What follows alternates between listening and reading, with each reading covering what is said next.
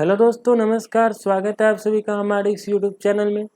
दोस्तों, आज हम बात करेंगे महर्षि पतंजलि का योग दर्शन और न्यूरो साइंस में क्या संबंध है दोनों के बीच।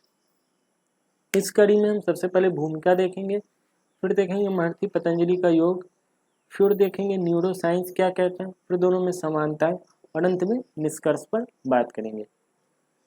भूमिका के बारे में यदि हम देखें तो जो महर्षि पतंजलि का योग है वह योग दर्शन कहलाता है और उसके जो सूत्र है वह उल्लेखित है योग सूत्र में।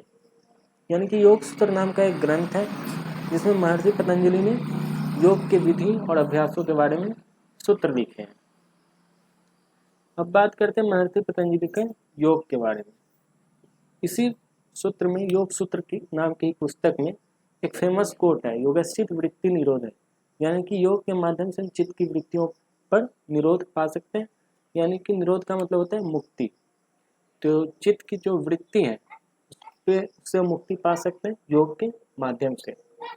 महर्षि पतंजलि के बारे में यदि हम बात करें तो इनका जन्म आज से लगभग 2200-2300 साल पहले हुआ था और इन्होंने उसी समय योग सूत्र नाम की पुस्तक में इन विधि और अभ्यासों को उल्लेखित किया था जो आगे चलकर योग दर्शन बना। अब बात करते हैं न्यूरो साइंस क्या कहता है।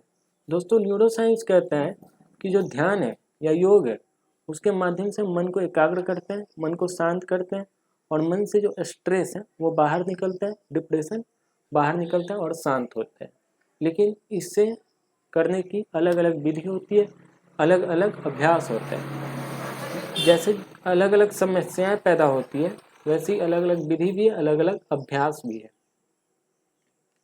दोनों में समान लक्षण की बात करें तो दोनों ही मानता है कि योग और ध्यान के माध्यम से मन एकाग्र होता है, मन शांत होता है और मन से स्ट्रेस कम होता है, डिप्रेशन बाहर निकलता है। दोस्तों, अंततः हम ये निष्कर्ष पर पहुंचे कि बहुत सारे विद्वान इसी कारण से योग दर्शन और न्यूरो साइंस को एक जैसा मानते हैं कि महर्षि पतंजलि ने न्यूरो साइंस की नींव बहुत साल पहले ही रख दी थी। और बहुत सारे विद्वान ये मानते हैं कि जैसा आधुनिक न्यूरो साइंस है वैसा महर्षि पतंजलि का योग दर्शन नहीं था।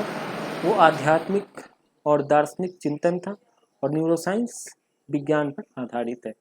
दोस्तों, आपका क्या राय है इसके बारे में आप कमेंट में ज़रूर कहिएगा। तब तक के लिए हमें इजाज़त दीजिए। मिलते हैं अगली वीडियो में। जय हिंद।